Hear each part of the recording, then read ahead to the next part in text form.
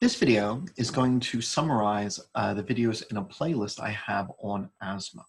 In anatomy and physiology too, obviously the study of asthma is important given how prevalent it is and that its prevalence is increasing, and also then with issues such as climate change and increased population and air pollution, asthma is predicted to increase further. However, the big picture here is how complicated asthma is.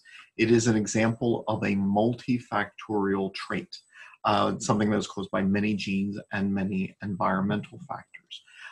As such, this will be a little complex as you see all of the various factors, but that's actually the point. The main point I think I want you to bring out of this is just how many factors are involved and how important the immune system is. Even though we think of asthma as something that's going on in the lungs, the immune system is so important in determining asthma. So for example, if this is a bronchiole, there's smooth muscle in the lining of the bronchiole, and all of us at times will undergo bronchoconstriction, all right, where the smooth muscle will constrict and narrow the airway. Say if it was cold outside, or if we were at rest, or if it was a smoky room and we would then perform bronchoconstriction. All of us do that to some degree, and that is normal. The problem comes, however, if instead of having bronchioles that look like that, if this smooth muscle in the connective tissue here then gets thicker. All right, and then so as explained in more detail in these videos, the smooth muscle cells, they can divide and they can thus get greater in number. They can increase in size. They can migrate to areas, and there are signals that could say be released by the epithelial lining of the respiratory tract, or by white blood cells, which would help stimulate migration. As we will see, the muscle cells themselves, they help to generate the extracellular providers of the connective tissue.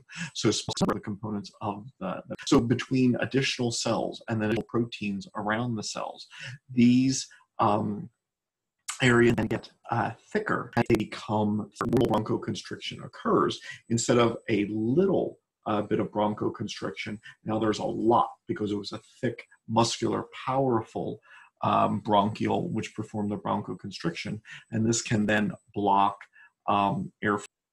I'll have videos on air pollution and climate change, but I also kind of sow a seed and then later. So first off, there are clearly to the question is, why would a normal bronchiole then become so much thicker, get so much of a thicker wall, and then be capable of composing the airflow? Well, irritation, irritating chemicals. So at its heart and in order. See, what happens is the walls are chronically inflamed. If they're inflamed all the time, then the walls are remodeled. All right, our body reworks tissues which are inflamed continually. And so if we continually inflame this bronchiole, it will change, and it will change for the worse. The extra cells, the extra proteins, etc., will then make this asthmatic bronchiole something that could shut off air supply. And if you back to this again at the end, there are certain chemicals, such as nitric oxide, sulfur oxides, and then there are particulates. And we split particulates into different categories based on their sizes. So, larger particulates such as pollen, smaller particulates such as virus, there are particles, etc. All of these can then irritate the bronchial wall, which then worsens as back to again later.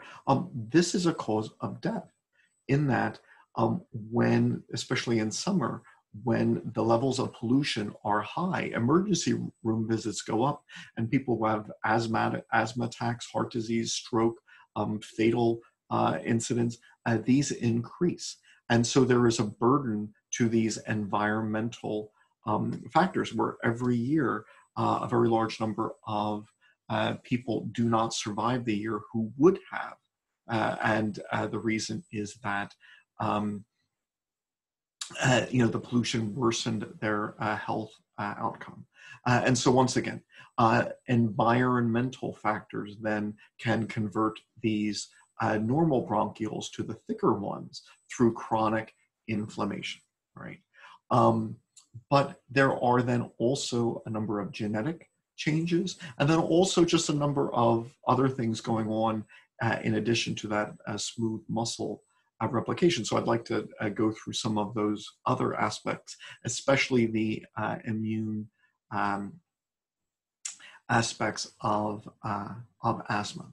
So the bronchioles are lined by epithelia, which makes sense. It's a tube or tract leaving the body. All such tubes and tracts are surrounded by epithelia, and this epithelia then can be irritated and then part of the problem.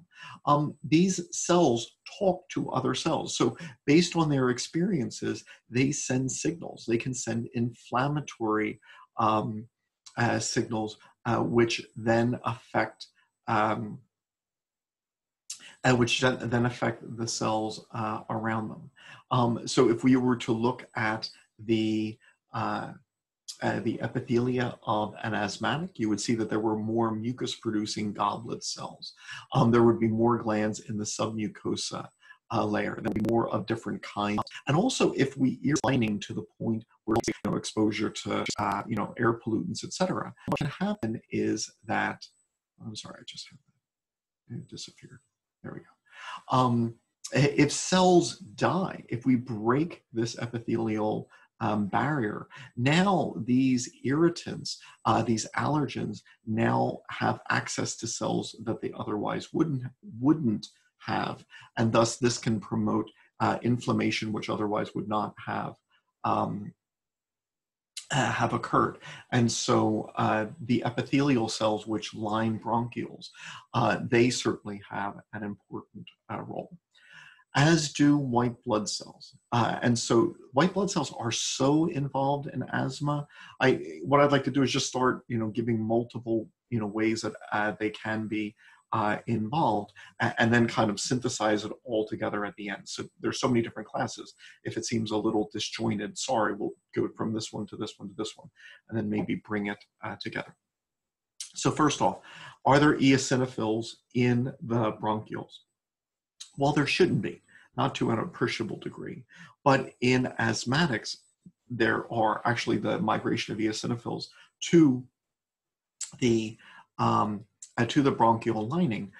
This then is one of the early signs that someone is leaning towards asthma, and then also the more eosinophils which arrive in the lining, the worse the asthma is.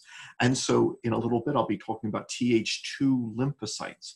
Well, this is one of the reasons that they're important, because they can send signals, which then tell the eosinophils, which would otherwise stay in the blood. So eosinophils are in the blood, but they can be stimulated to leave the blood and then go to the wall of the bronchiole. Now that's not good, because these granules that the eosinophils have, if they are in the bronchiole and they start to degranulate because as a part of the inflammatory response, this is one of the major things which will trigger that tissue remodeling. And so if eosinophils are in the lungs, in the bronchioles, and they're releasing these chemicals, this can cause the death of those epithelial cells. This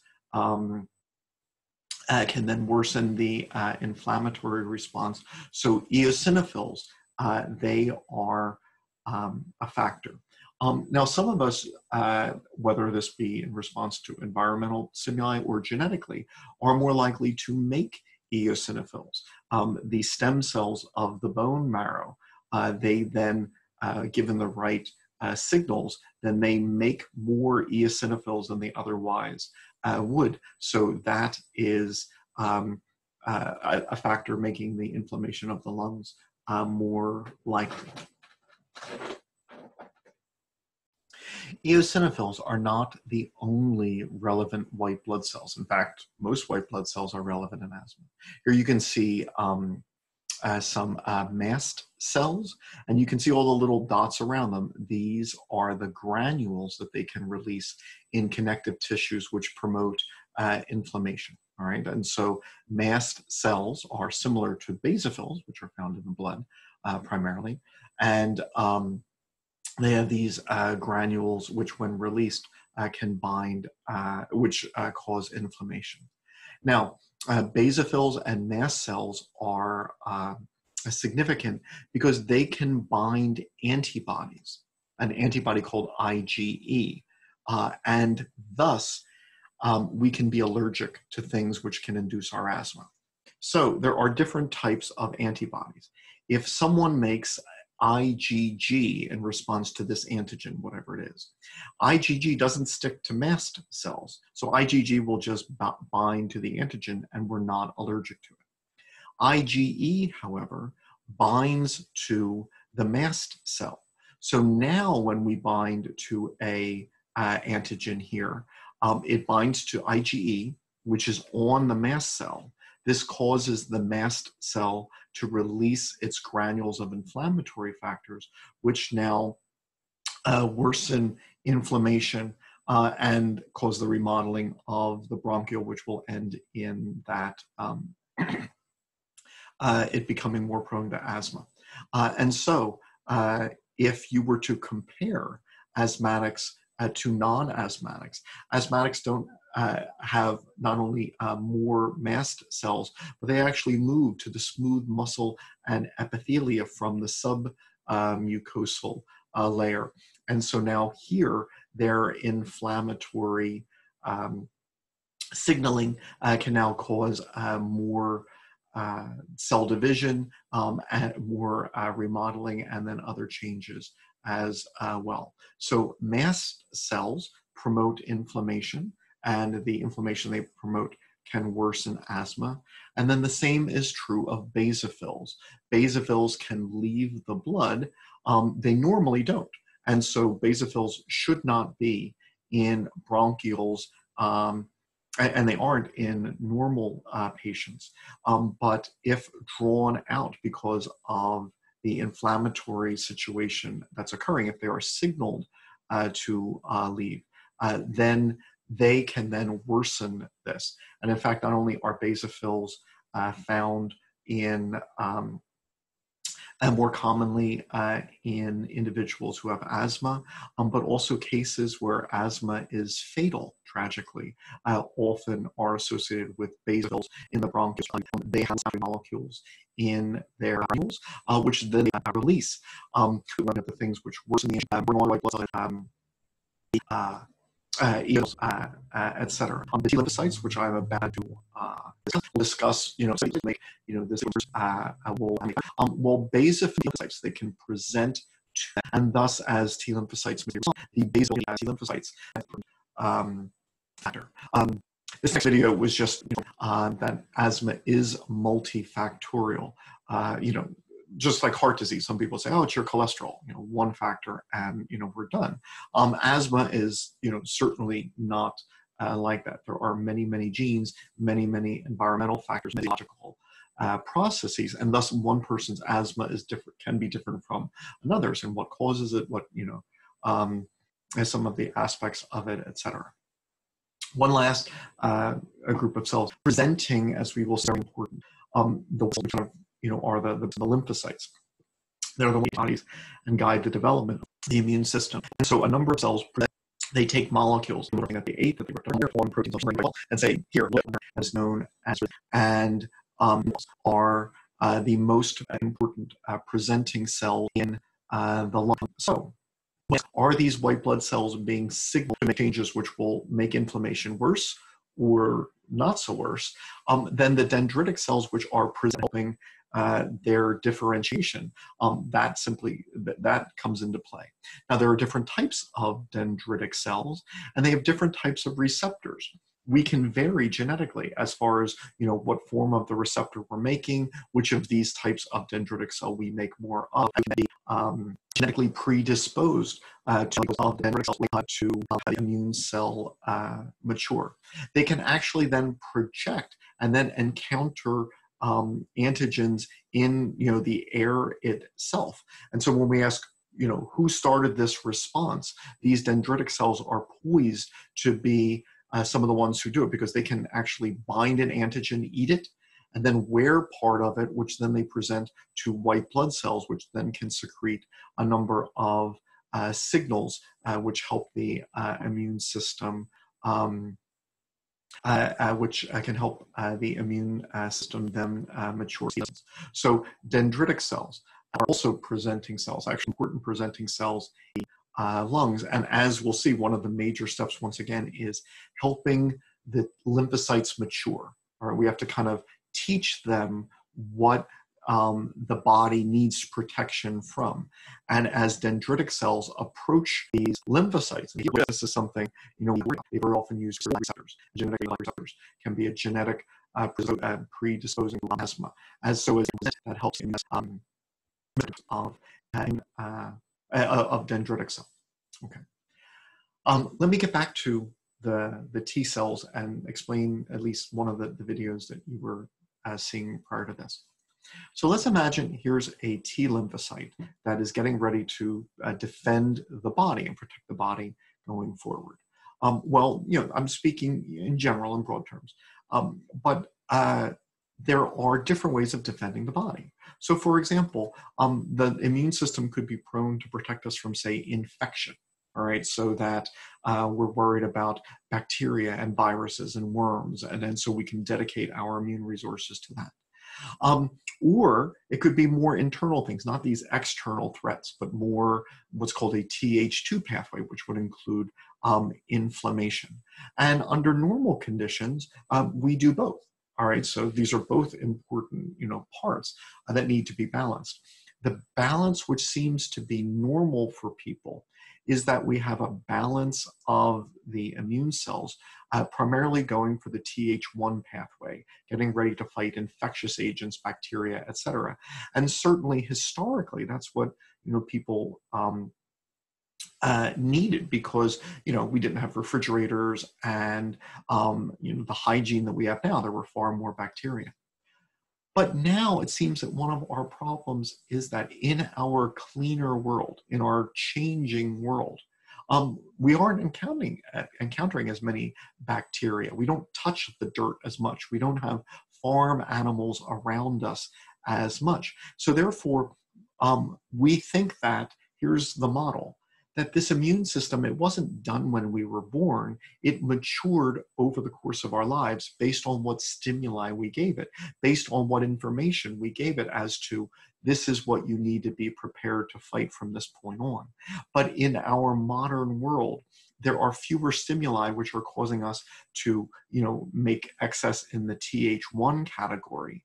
And so instead, we're making more of the Th2 category. Now, what I'm about to say, I imagine one could extrapolate this, and this is, I think, a good analogy, so please don't take it farther than I'm taking it. I certainly don't want to be offensive. But let's just say a society has so much resources to put into defense.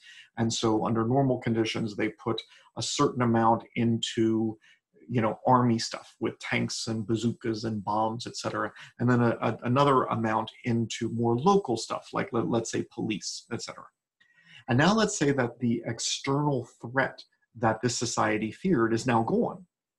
But they still have, all of this budget. And then instead, they just then allocate it more towards, local factors. And so now all of the local security departments, police departments, security guards, they're now being armed with, tanks and bazookas, etc.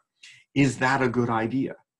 Well, not necessarily a bad idea, but one can now imagine a scenario where if a local situation gets out of control, the fact that now it's getting out of control with tanks, well, that's different. And so if there is this balance between putting resources to fight, these foreign threats, and then resources to, do more local threats, asthma is, in a large part, that this is no longer in balance. And in modern societies, we're seeing that asthma rates are increasing. Allergies are increasing. Autoimmune diseases are increasing. hypersensitivities are increasing. And we think that, there's a number of causes which I'll be explaining, but one of them is germ exposure. With normal germ exposure, which, people have traditionally had, that causes a certain amount of, emphasis on the Th1 pathways. But now that we're more hygienic, it changes the conditions in which the immune system matures. And now we're getting an excess in the Th2 pathway. And the signaling here can be signals which, bring in those eosinophils and those basophils and promote inflammation. When we talk about T lymphocytes, there are different, or lymphocytes, there are different kinds. There are the B lymphocytes, which make antibodies. There are the T lymphocytes, which can be Th1 or Th2. We could also then include another class called the Treg cells. For a while, they were called T suppressor cells. Well, that's another class of T cell that is helping these other T cells mature. So if we're looking at what might cause asthma, perhaps abnormal interactions between Treg cells and the other T lymphocytes, this can promote asthma. So T lymphocytes mature based on how we educate them as we grow up, especially in childhood. And in asthma, we associate it with an excess of the Th2 lymphocytes and the Th2 responses. So both of these types of T cells, they make signals, but they make different signals. So Th1 cells, they make certain local hormones, which are called cytokines. And these cytokines then, stimulate other cells. So here we have immature T cells, and they are going to be guided to either become the Th1 cells, which are releasing certain signals. All right, so here are these signals that Th1 cells would be producing versus Th2 cells. So for example, we don't want eosinophils to reach the bronchioles. And if we're doing signaling with these signals, they won't. But if we're doing signaling with these signals, they will. These will encourage, for example, eosinophils to reach this. And so it's not enough to say interleukin, but which interleukin? So interleukins 14 will tend to increase exposure to T versus factor gamma. And so all of these things are interacting at the point which we're getting to. So they are then told to mature after interacting with other blood cells. But then versus Th2, they then controlling elements. So not only were they white blood cells, they then send out the signals to control white blood cell reactions to a whole lot of reaction. And so, for example, these often might signal the body, whereas if you're responding, that signals the body we're going to Th2. So here what's going on in the lungs is helping to determine make more Th1 or Th2. But then with that, the local hormone Th2 cells release, then what then happens afterwards in the bronchioles. Now, I don't speak as much about the B lymphocytes. I dedicate a few more videos to the T lymphocytes.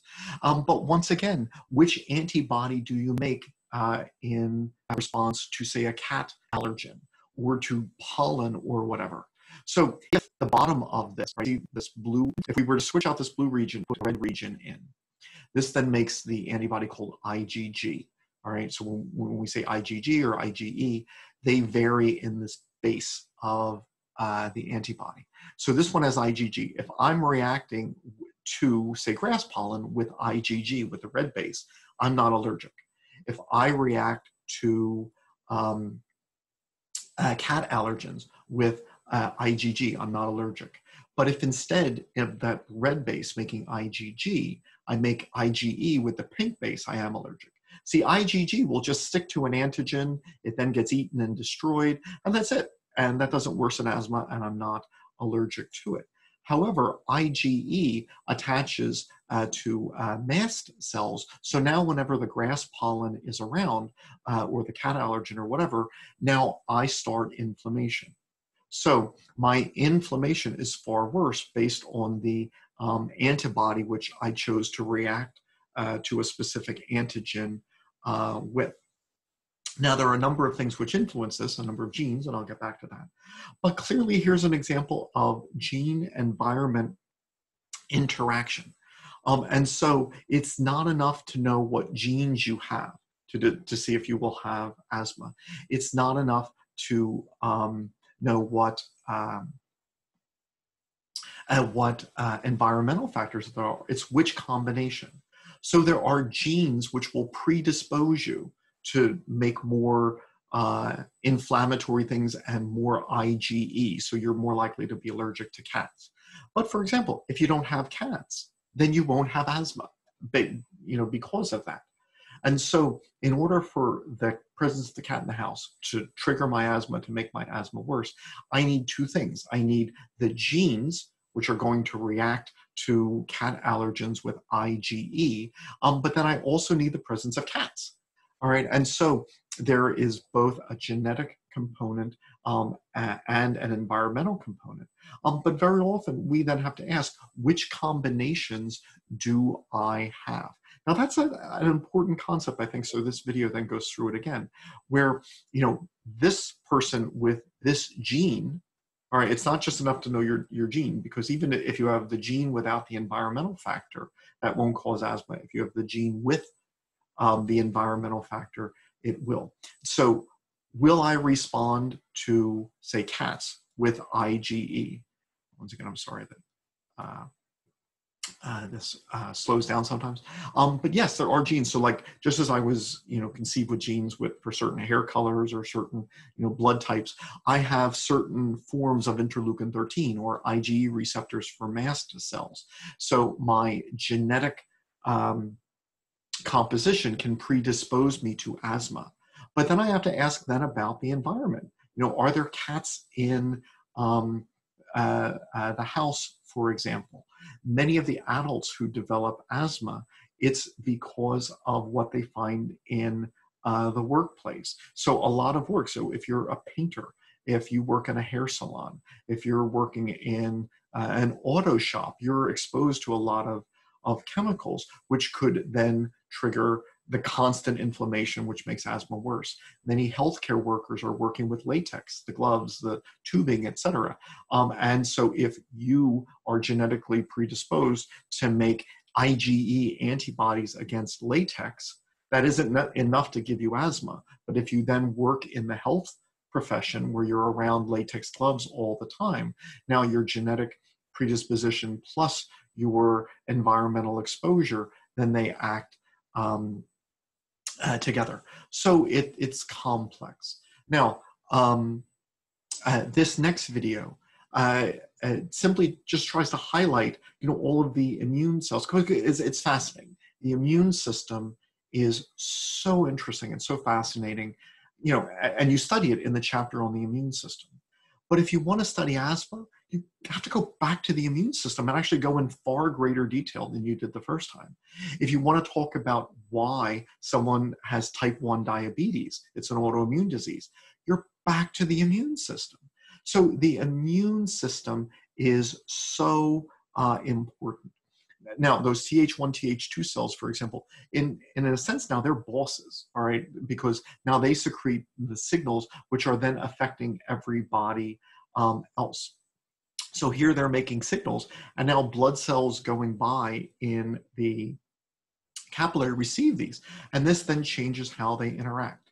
Now, I think this is, fascinating. Obviously, my students, I would never ask you to know it, in this detail.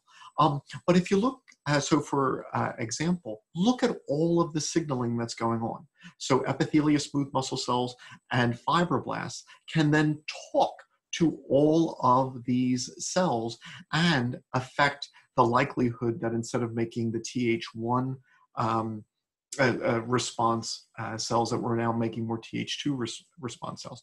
So there's all this talking, not just among immune cells, but also epithelia talk to immune cells, smooth muscle cells are talking to immune cells. Cells secrete lots of local signals, local hormones, and thus the interactions are quite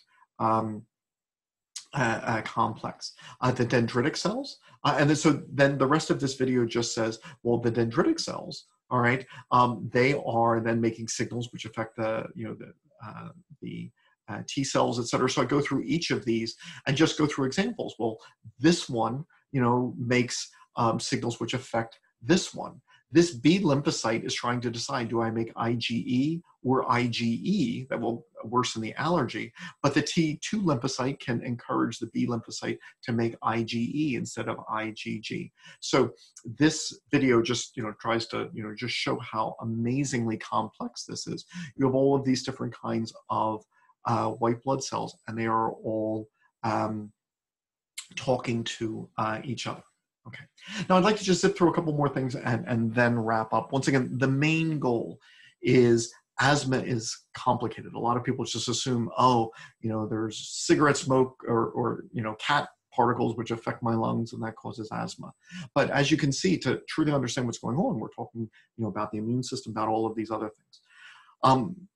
The irritation, which can worsen the inflammation, here in the lungs, can be caused by reactive oxygen species, ROS, or even reactive nitrogen species, RNS. Well, these can be present in like air pollution and cigarette smoke, etc. But then there's also other factors. How much antioxidant do we have in our diet?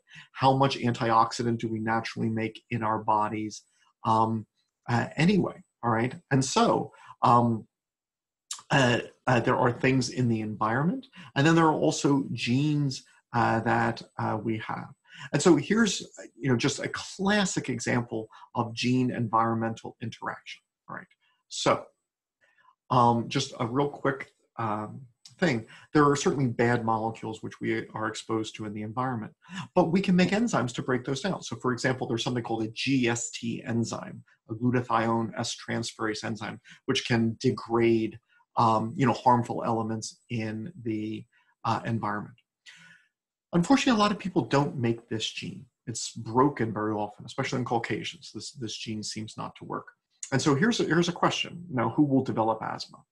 Well, say here's an individual who has a good gene, a functional GST enzyme, and a good environment, no smoking or asthma. Well, or no smoking or air pollution. Well, they won't get asthma. Now, let's say you have an individual who has a bad environment. They're exposed to pollution. But if they have good working GST enzymes, that could then detoxify those chemical elements, and that might then prevent asthma. If someone doesn't have a functional GST enzyme, but they're not exposed to air pollution, then maybe they have no asthma. And then it would only be in the scenario where someone has a bad gene and a bad environmental factor, all right? So that they're exposed to these toxins that they can't break down, or these reactive molecules that they can't break down. So notice how complex this was. It isn't enough to know what someone's genes are. It isn't enough to know what someone's environmental factors are. You need to know the combination. Which genes do you have in combination with which environmental factors? So cigarette smoking can be a source of many of the irritants, which will then worsen the inflammatory state of the lungs and help to trigger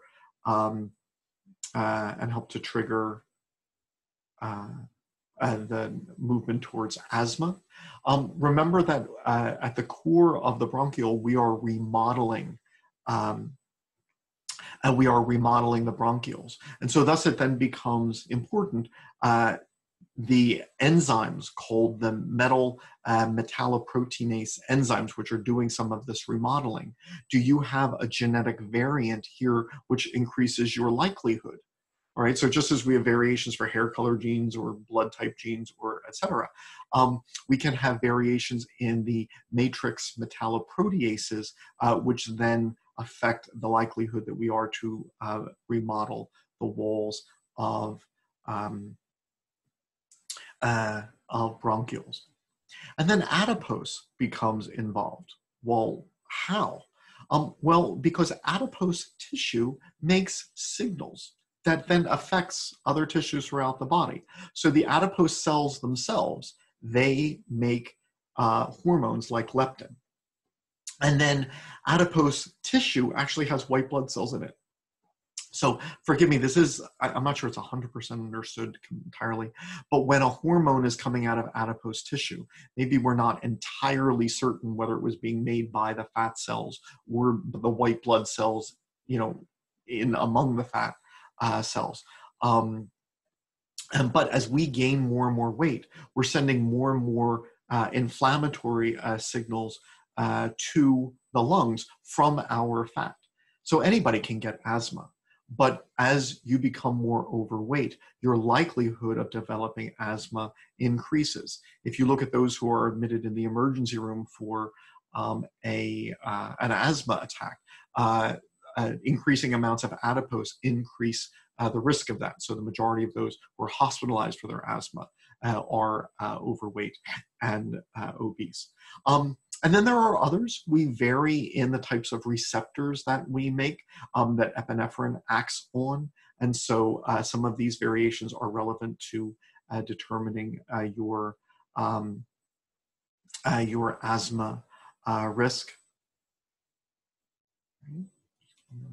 And so as I start to wind down, I'm going to end with environment and air pollution. The point is just how complex this is. Now, not only is asthma far too common, and we are worried about how how common it already is, its frequency is increasing. All right, so that clearly worries us. So maybe some of this is, the fact that we're, living in a relatively germ-free environment. But maybe some of this is because of air pollution. Now, when I say air pollution, many of you might not take it that seriously. And that's understandable, and also, for a good reason. The United States has, worked very hard passing Clean Air Act legislation under, presidents of both parties, which has protected us from so many pollutants in air. And so, therefore, when I, throw out the numbers that I'm about to, I think your first thought when we ask how many people are affected. Well, even in this country, we think that the fact that we've passed these Clean Air Act legislation is that it saved $2 trillion, prevented 200,000 premature deaths, 200,000 heart attacks. And that sounds odd because we don't really list air pollution as a major cause of disease. No, but air pollution makes heart disease worse, right? So if, it's a summer day and the level of pollution goes up, well, the emergency room visits for heart attack and stroke go up as well. Asthma attacks go up. So even if it isn't directly there, then these